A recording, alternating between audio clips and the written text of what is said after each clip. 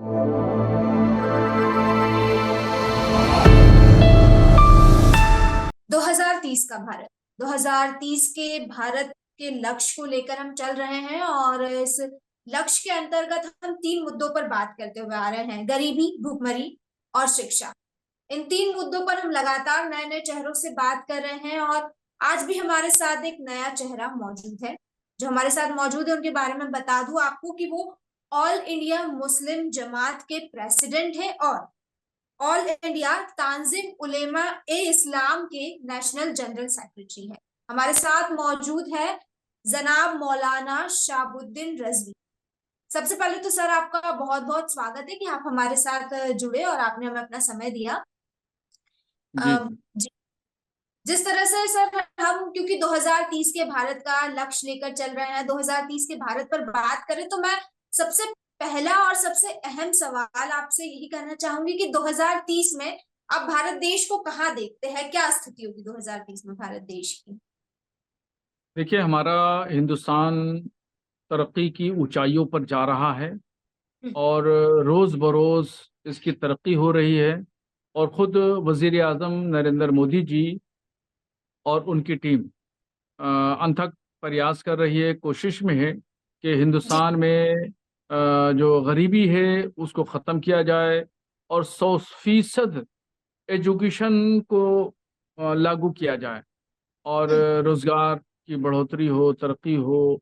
और इसके लिए वज़ीर आज़म ने बहुत सारे शुरुआती दौर में, जब पहली बार वो प्रधानमंत्री बने थे, तो उन्होंने हिंदुस्तान के मॉडल का चाइना के मुकाबले में मसनूआत यानी बनाने की चीज़ों के बारे में एक मॉडल पेश किया था। वो उस हम्म। पर काम तो खैर नहीं हो पाया, मगर उसकी ज़रूरत है और उसकी कोशिश की जाना चाहिए।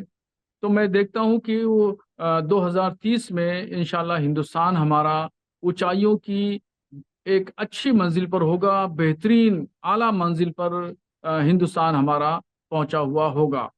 अब मगर ये है कि वजीर आजम इस बात को 2047 की बात करते हैं। वो ये कहते हैं कि हम 2047 तक हिंदुस्तान को हम बहुत ऊंचाइयों तक पहुंचा देंगे। अब हम्म। आपने 2030 की बात की है, अच्छी बात है कि 2047 से पहले 2030 तक हिंदुस्तान हमारा ऊंचाइयों तक पहुंच जाए, जहां पर गुर्बत ख़त्म हो जाए, मुफलिसी ख़त्म हो जाए, मिस्कीन, गुरबा, यतामा, मसाकिन, यतीम, बेवा, तलाकशुदा जो ख़वातीन हैं, ये इनकी शरह जो है वो बहुत कम हो, तादाद कम हो जाए तो और ज़्यादा अच्छा है। हमें खुशी इससे होगी कि बिल्कुल बेहतरीन होगा अगर 2030 तक ये सारे लक्ष्य हासिल कर लिए जाए, क्योंकि लक्ष्य जो है वो 2030 का मिला है भारत देश को, यूनाइटेड नेशन द्वारा दिया गया है। लेकिन जैसे अभी आपने ही अपने वक्तव्य में कहा कि प्रधानमंत्री नरेंद्र मोदी 2047 की बात कर रहे हैं, तो आखिर क्यों?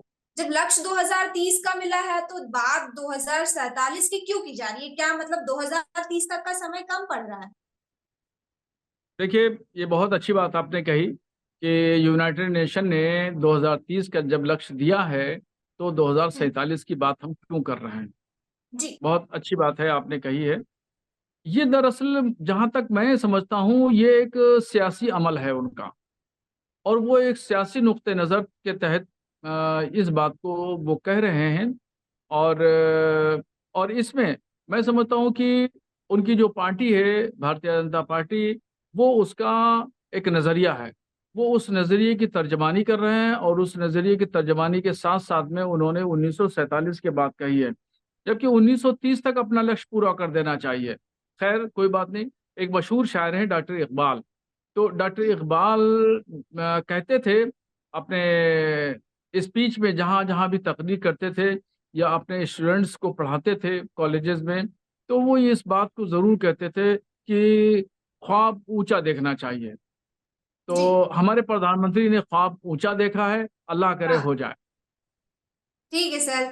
ख्वाब ऊंचा नहीं, शायद ख्वाब लंबा देख लिया है। समय काफी ज्यादा बताया जा रहा है। खैर आगे बढ़ते हैं। जिस तरह से कई सारे आंकड़े भी दर्शाए जा रहे हैं कि भारत देश लगातार गरीबी की जो दर है उसमें गरीबी कम होती जा रही है भारत देश में, नीति आयोग की भी लगातार रिपोर्ट्स आ रही है, लेकिन उसके बावजूद क्यों हम ग्लोबल हंगर इंडेक्स में 114 में से 111वें नंबर पर मौजूद है? अगर लगातार गरीबी कम हो रही है, तो अगर लगातार आंकड़े कम हो रहे हैं, तो फिर क्यों 42 करोड़ देशवासियों को मुफ्त राशन दिया जा रहा है? देखिए, ये जो आंकड़ा है कि हम्म। गरीबी रेखा से हिंदुस्तान आगे बढ़ रहा है, ये हम्म। आंकड़ा सरासर झूठा आंकड़ा। हम देखते हैं कि किसान हम्म। भूखमरी का शिकार है, जी। शहरों में बेरोजगारी बहुत ज्यादा है, बिल्कुल। और जो लोग यानी आप इसको कहिए कि जब से नोटबंदी हुई है, फिर उसके बाद में लॉकडाउन हुआ, उसके हम्म। बाद आमदनी घटती चली गई और हम्म। खर्चा बढ़ता चला गया। बिल्कुल। एक आदमी, एक डॉक्टर पहले 50 रुपये फीस लेता था, अब वो हम्म। लॉकडाउन के बाद से 200 रुपये फीस ले रहा है। जो डॉक्टर 600 रुपये लेता था फीस, वो 800 रुपये ले रहा है। जो हम्म। 800 रुपये लेता था वो 1200 रुपये ले रहा है। तो अब यानी ये अखराजात तो बढ़े, मगर हम्म। जो आमदनी थी हम्म। मजदूरी से ले लीजिए। एक मजदूर जब मजदूरी करता था तो उसको दिन भर की मजदूरी, सुबह 8 बजे जाता है, शाम को 5 बजे अपने घर वापस होता है, तो उसको 300 रुपये मिलते हैं। जब नोटबंदी थी तो भी 300 रुपये मिल रहे थे, और हम्म। अब जब लॉकडाउन हुआ, लॉकडाउन के बाद भी आज की तारीख में उसको 300 रुपया मिल रहे हैं। हम्म। तो ये बताइए अब उसका घर कैसे चलेगा? जो हम्म। तेल जो तेल डॉक्टर मनमोहन सिंह के जमाने में जो सरसों का तेल अस्सी हम्म। रुपये में 60 से 80 रुपये मिलता था, वो हम्म। आज 200 रुपये से कहीं ज्यादा आगे बढ़ गया है। तो अब हम्म। कैसे इस आंकड़ों पर हम यकीन करें? हमारी बिल्कुल। आंखें इन आंकड़ों पर यकीन करने के लिए तैयार नहीं है। बिल्कुल सर, बिल्कुल, आप एकदम, आपकी बात से मैं सहमत हूँ कि कहीं ना कहीं महंगाई बहुत ज्यादा बढ़ी है भारत देश में। और वहीं अगर हम बात करें आमदनी की, तो आमदनी अभी भी वही की वही है। अब एक तरफ महंगाई बढ़ रही है, आमदनी कम हो रही है, तो इन आंकड़ों पर विश्वास करना कि गरीबी कम हो रही है, एक पॉसिबल नहीं है इन आंकड़ों पर विश्वास करना। लेकिन आपके द्वारा तो अभी थोड़ी देर पहले कहा गया था कि प्रधानमंत्री नरेंद्र मोदी काफी ज्यादा प्रयास कर रहे हैं और भारत लगातार प्रगति कर रहा है। अभी आप कह रहे हैं कि वहीं की वहीं स्थिति है, तो फिर क्या समझूं मैं इस बात को? मतलब। देखिए, जो दूसरे चीजें हैं, हाँ। एक जैसे एक बहुत अच्छी स्पीच कह लीजिए डॉक्टर मनमोहन सिंह में और हमारे वजीर आजम नरेंद्र मोदी जी में फर्क है। हम्म। वो, कुछ लोग प्रैक्टिकल काम करते हैं और बोलते कम हैं, और कुछ लोग बोलते ज्यादा हैं और प्रैक्टिकल काम उनका कम होता है। तो जी। आज जो है वो शाइनिंग इंडिया का दौर चल रहा है। शाइनिंग इंडिया यानी बेहतरीन लच्छेदार तकरीरें, अच्छा खिताब, अच्छा वक्त हो, बेहतरीन चीजें, मगर प्रैक्टिकल तौर पर जमीनी एतबार से कुछ नहीं जी। है। हम तो बिल्कुल। डॉक्टर मनमोहन सिंह ने 10 साल हुकूमत की, और हम ये समझते थे कि जब उनका आखिरी दौर था तो हम ये जिक्र करते थे आपस में कि महंगाई बहुत ज्यादा हो गई है।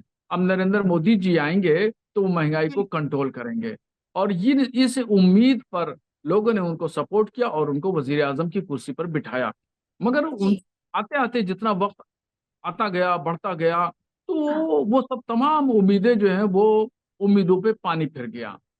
अब जी। जो वित्त मंत्री हैं हाँ। मोहतरमा सीतारमन साहिबा, जी। उनसे किसी ने पूछा कि महंगाई क्यों ज्यादा है हमारा, तो वो क्या कहते हैं, वो ये कहती हैं कि डॉलर की कीमत जो है वो बढ़ गई है। डॉलर की कीमत बढ़ गई है। ये क्या जवाब है बताइए? वो वित्त मंत्री हैं, अब डॉलर की कीमत बढ़ गई है, तो इसका मतलब ये सीधे सीधे ये है कि आपका रुपया घटा है। बिल्कुल, रुपया आपका जब कमजोर। रुपया यानी उसको उर्दू में कहते हैं माशी और इक्तसादी, तो हम्म। माशी एतबार से, इक्तसादी एतबार से हिंदुस्तान का रुपया नीचे आया, तभी तो डॉलर ऊपर हुआ।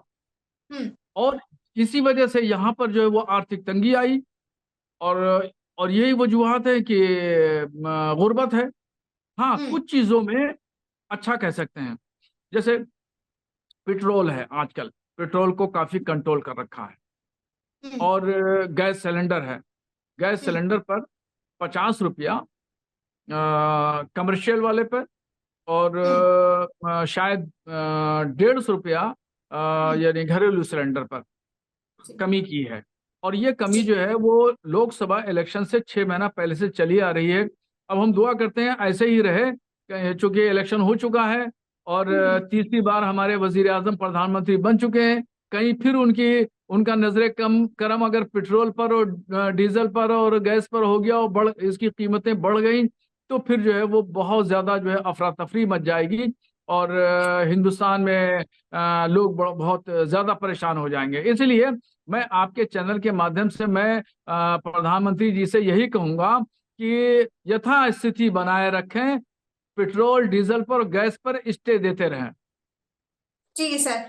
खैर ये तो देखने वाली बात होगी कि भविष्य में क्या होता है। शिक्षा की बात हम करते हैं क्योंकि शिक्षा भी एक हमारा लक्ष्य है, और जाहिर है इस बात से आप भी इत्तेफाक रखते होंगे और सहमत होंगे कि अगर इंसान शिक्षित होगा तो कहीं ना कहीं गरीबी में और भुखमरी में अपने आप कमी नजर आएगी। तो क्या लगता है आपको, भारत देश में इस वक्त जो शिक्षा मिल रही है उसका क्या स्तर है, उसको आप कहाँ मापते हैं, और 2030 तक क्या जिस तरह की शिक्षा मिलनी चाहिए देश में, एक बेहतर शिक्षा जिसे हम कह सके, वो शिक्षा मिल पाएगी?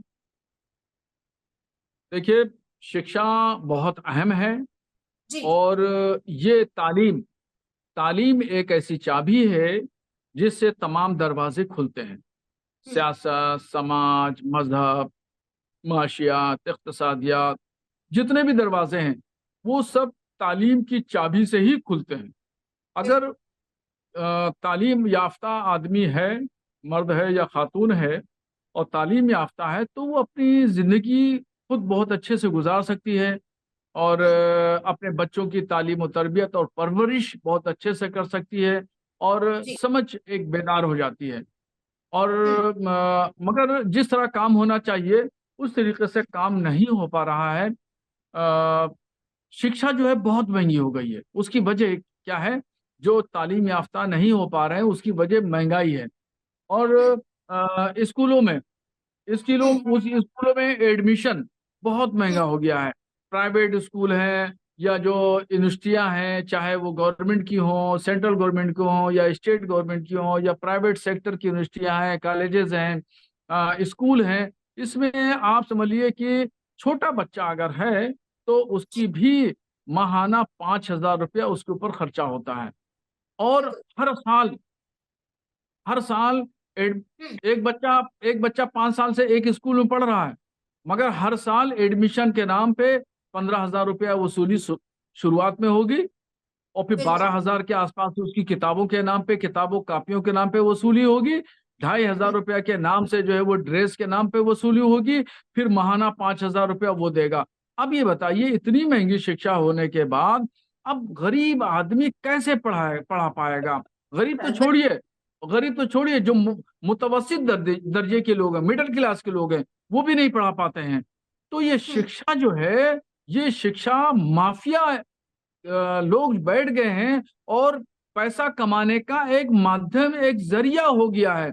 इस पर गवर्नमेंट को लगाम लगाना चाहिए, और गवर्नमेंट अगर नहीं लगाम लगाएगी तो आप समझ लीजिए कि हिंदुस्तान में एक सूबा केरला एक अलग स्टेट कहलाएगा, जो जिसको कहेंगे तालीम याफ्ता स्टेट, और हम्म। हिंदुस्तान के अलावा जो 28 स्टेट हैं वो गैर तालीम याफ्ता अलग कहलाएंगे।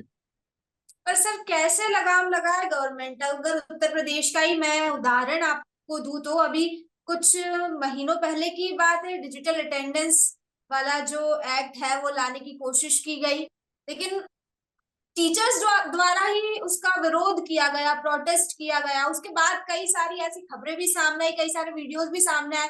अभी एक महीने पहले की बात है, उत्तर प्रदेश में एक टीचर कैंडी क्रश खेलते हुए पाया गया, फोन चलाते हुए पाया गया, हालांकि उसे सस्पेंड कर दिया गया। तो अगर जो शिक्षा दे रहे हैं, अगर उन्हीं की ये स्थिति होगी तो फिर शिक्षा की स्थिति हम कैसे मान ले कि बेहतर हो पाएगी? देखिए, ये बात बिल्कुल आपकी सही है कि जो पढ़ाने वाले टीचर्स हैं वो अपनी जी। जिम्मेदारी को नहीं निभा रहे हैं। हम्म। वो प्रिंसिपल से, बेसिक शिक्षा अधिकारी हैं, माध्यमिक शिक्षा अधिकारी हैं, इनसे इनकी सांठगांठ रहती है। रिश्वतखोरी का बाजार बहुत गर्म है, इसी वजह से ये पढ़ाई नहीं हो पाती है। गैर हाजिर रहते हैं, फिर भी हाजिरी लगती है। और हाजिरी लग गई तो सुबह 8 बजे हाजिरी लगाई और 2 बजे रुखसती हाजिरी लगा दी। बीच हम्म। में प्रिंसिपल से सांठगांठ है, वो बीच में अपना काम धंधा करने के लिए कहीं और चले गए। ठीक। सर, ये जो तो इस सिस्टम वजह से, इस समस्या है, वजह समस्या का समाधान कैसे होगा? देखिए, समस्या का समाधान ये, जो बायोमेट्रिक हाजिरी की बात थी, वो हाँ। बात बिल्कुल, वो उसको अमली जामा पहनाया जाना चाहिए, एक बात। और दूसरी बात ये है कि ये आधे दिन का जॉब है, जी। आधे दिन का जॉब है। और सुबह 10 बजे जाते हैं टीचर्स, और हम्म। 2 बजे रुखसत हो जाते हैं। और इनकी तनख्वाहें, आपको अंदाजा होगी, इनकी एक आदमी की तनख्वाह 1,30,000 रुपया तक है। हम्म। अब सरकारी स्कूल। 1,30,000 रुपया तक पाने वाला टीचर हम्म। 5 घंटे सिर्फ स्कूल में रहता है, जी। बस। बाकी उसके बाद में अपना धंधा, चाहे प्रॉपर्टी का काम है या दुकानदारी है, मकानदारी है, वो अपना अलग एक काम करता है। तो हम्म। आप समझ लीजिए कि एक तो इस 1,30,000 की तनख्वाह में हम्म। 3 लोग एडजस्ट हो सकते हैं। जी। लोग पढ़ लिख करके और डिग्रियां थैला लेकर के रोड पे टहल रहे हैं, उनको हम्म। मौका दे दीजिए। हम्म। और इनकी जो तनख्वाहें हैं, इनकी तनख्वाहें 1,30,000 हैं, इसमें 3 लोगों को एडजस्ट करिए। एक जो पहले जी। से है वो, 2 लोग और एडजस्ट हो जाए। जब इनकी हाँ। लिमिटेशन होगी, और इनकी जब लिमिटेशन होगी, और कोई वॉच करने वाला होगा, तो फिर ये लोग मेहनत से पढ़ाएंगे और मेहनत करेंगे, बच्चों की तालीम और तरबियत पर ये ध्यान देंगे। उससे पहले जी। जब तक बेलगाम रहेंगे, तब तक हम्म। कोई भी जो है वो मेहनत करने वाले नहीं हैं। अंगूठा लगाएंगे, फिर चले जाएंगे, 2 बजे फिर अंगूठा अंगूठा लगाने के लिए आ जाएंगे। और हम्म। बच्चे वो अपना गिल्ली डंडा खेलते रहेंगे या ताश के पत्ते खेलते रहेंगे। बिल्कुल बिल्कुल, शिक्षा में कहीं ना कहीं सुधार होने की जरूरत है, और वो जो ये जो लापरवाही बढ़ती जा रही है, इस लापरवाही को कम करने की जरूरत है, और कहीं ना कहीं सिस्टम को भी स्ट्रिक्ट होने की जरूरत है। साफ देखा जा रहा है सिस्टम स्ट्रिक्ट नहीं है, इसीलिए शिक्षा का स्तर जो है वो बेहतर होते हुए नहीं नजर आ रहा है। बिजनेस ज्यादा बढ़ रहा है शिक्षा के क्षेत्र में, प्राइवेट स्कूल्स लगातार बढ़ रहा है, और सरकारी स्कूल्स की जो स्थिति है वो और ज्यादा खराब होती नजर आ रही है। लेकिन सर, आखिर सरकार तो अपनी तरफ से लगातार प्रयास कर रही है ना। 75 साल हो गए आजादी के, तब से लेकर अभी तक प्रयास ही किया जा रहा है, और कह सकते हैं कि हर कुछ सालों में लक्ष्य और आगे शिफ्ट हो जाता है। पहले 2020 का था, फिर 2030, अब 2047 की बात हो रही है, तो लक्ष्य तो लगातार आगे शिफ्ट होता नजर आ रहा है। शायद कहीं कहीं समय कम पड़ जा रहा है इस वजह से। लेकिन अगर मैं आम जनता की बात करूं, तो एक आम जनता का क्या कंट्रीब्यूशन हो सकता है इन लक्ष्यों को हासिल करने में? क्या भूमिका निभा सकती है आम जनता? देखिए, एक सरकारी कर्मचारी का बच्चा हम्म। हमें सरकारी स्कूल में दिखा दीजिए, जी। मैं मैं बिल्कुल तस्लीम कर लूंगा। हम्म। किसी भी ऑफिसर का बच्चा, किसी भी सरकारी कर्मचारी का बच्चा सरकारी स्कूल में नहीं पढ़ता है। हम्म। वो कहाँ पढ़ता है? इंग्लिश मीडियम के मॉडर्न स्कूल में। फिर हम्म। वो कॉलर ऊंचा करके अपने समाज में, खानदान में कहता है कि मालूम है आपको मेरा बच्चा कहाँ पढ़ता है, मेरी बच्ची कहाँ पढ़ती है? तो पूछते हैं कि कहाँ पढ़े, फिर खुद ही बताता है, खुद ही जवाब देता है, मेरा बच्चा जानते हैं सेंट फ्रांसिस में पढ़ता है। हम्म। मेरी बेटी कहाँ पढ़ती है जानते हैं आप? फिर खुद ही कहता है कि मेरी बेटी सेंट मारिया में पढ़ती है। जब ये सरकारी कर्मचारी वालों का हाल है, तो आम लोगों का क्या कह सकते हैं आप? हम्म। ठीक तो है, बिल्कुल। असल मुजरिम जो है, असल मुजरिम ये सरकारी कर्मचारी हैं। हम्म। किसी भी डीएम का बच्चा सरकारी स्कूल में आपने पढ़ते हुए नहीं देखा होगा। किसी जी। कप्तान के बच्चे को, किसी कमिश्नर के बच्चों को, किसी सेक्रेटरी आईएएस आईपीएस के बच्चों को, पीसीएस पीपीएस किसी बच्चे को आपने सरकारी स्कूल में, सरकारी कॉलेज में, सरकारी यूनिवर्सिटी में पढ़ते हुए आपने नहीं देखा होगा। वहां वहां कौन बच्चा पढ़ता है? गरीब बच्चा पढ़ता है। और ये जितनी भी हुकूमतें हैं, चाहे सपा की हो, बसपा की हो, भाजपा की हो, कांग्रेस की हो, ये जितनी भी हुकूमतें हैं, ये सब लापरवाह हुकूमतें हैं। इनको आवाम से, बच्चों की नई नस्ल की तामीर और तरक्की से इनको कोई मतलब नहीं है। इनको सिर्फ मतलब है अपने करप्शन से और अपने वोट बैंक से। जी, बिल्कुल बिल्कुल सर। ठीक है सर, क्योंकि समय की कमी है, तो एक बहुत ही अहम और आखिरी सवाल आपसे जानना चाहूंगी। क्योंकि 2030 के भारत का जो लक्ष्य है पूरे भारत देश का, हम सबका, और अगर सब समग्र होकर आगे बढ़ेंगे तो कहीं ना कहीं हो सकता है कि भारत देश बहुत जल्दी इस लक्ष्य को हासिल कर भी ले। यानी कि हम सबकी भूमिका है इस देश में कुछ ना कुछ। मैं आपसे जानना चाहती हूँ कि 2030 के भारत के को लेकर आपका क्या कंट्रीब्यूशन होगा? देखिए 6 साल रह गए हैं 30 में, और मैंने अभी मानवता यानी इंसानियत के ताल्लुक से कि जी। आपस में भाईचारा, प्यार हम्म। मोहब्बत और जो नफरत का माहौल है इसको ख़त्म किया जाए और भाईचारा आपस में कायम हो। जिस तरीके से 1857 से लेकर के 1947 तक हिंदू और मुसलमानों ने मिल करके हमारे देश को आज़ाद कराया, शाने से शाना कंधे से कंधा मिला करके लोगों ने लड़ाइयाँ लड़ी, तो ऐसे ही लोग मिल करके एक साथ में रहें, एक साथ कारोबार, एक साथ में शिक्षा, एक साथ में स्वास्थ्य के काम अपने करते रहें। और हम तो बराबर मदरसा एजुकेशन पे काम कर रहे हैं, और जो गरीबी रेखा से जो अल्पसंख्यक समुदाय के लोग हैं उनके अंदर हाँ। हम तालीम के लिए बेदारी मुहिम चला रहे हैं। चलो जी। स्कूल अभियान हम चला रहे हैं, और उसमें बराबर जो गांव गांव के महल्ले हैं, गरीब हम्म। इलाके हैं, महल्ले महल्ले हर रोज कहीं न कहीं हर हफ्ता हम लोग जाते हैं, और वहाँ जी। एक पंचायत लगाते हैं, लोगों को इकट्ठा करते हैं, गांव के लोगों को इकट्ठा करते हैं, महल्ले के लोगों को इकट्ठा करते हैं, उनको समझाते हैं, उनको बताते हैं कि तालीम हासिल करना बहुत ज्यादा जरूरी है। क्योंकि पैगम्बर इस्लाम सल्लल्लाहु ताला अलैहि वसल्लम ने तालीम पर बहुत ज्यादा जोर दिया, और कुरान शरीफ की जो सबसे पहली आयत नाजिल हुई वो है इकरा बिस्मि रब्बिकल लज़ी खलक। कुरान कह रहा है कि पढ़ो, और हुजूर जी। पैगम्बर इस्लाम सल्लल्लाहु ताला अलैहि वसल्लम ने तालीम दी। तो इसी पर हम ज्यादा जोर देते हैं, और इसके अलावा मस्जिद के इमामों को हम बाज़ाब्ता हम्म। तौर पर पॉइंट आउट करते रहते हैं कि आप जुमे के दिन तकरीर करें तो तालीम पर ज्यादा जोर दें। हम भी बड़ी बड़ी कॉन्फ्रेंसों को एड्रेस करते हैं, धार्मिक मजलिसें होती हैं, जलसे होते हैं, उसमें भी हम सबसे पहले जहां हम मजहब के ताल्लुक से तमाम बातें करते हैं वहां सबसे पहले हम तालीम पर बात करते हैं, तालीम पर जोर देते हैं। ये हमारा फोकस है कि अल्पसंख्यक ज्यादा जो है गैर तालीम याफ्ता है। तो अगर हम्म। ये हिंदुस्तान का एक बड़ा हिस्सा है और बड़ी कम्युनिटी है, अगर कोई भी कम्युनिटी अगर वो किसी मामले में कमजोर रहेगी तो हमारा देश कमजोर रहेगा। इसलिए हम चाहते हैं कि मुसलमान तालीम के मैदान में आगे बढ़ें ताकि हमारा देश आगे बढ़े।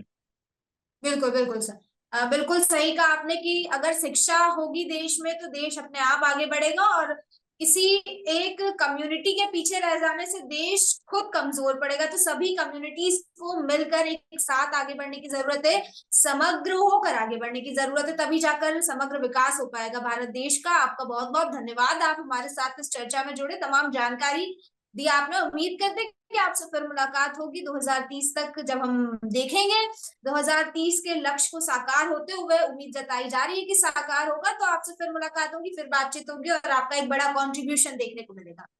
Thank you so much sir.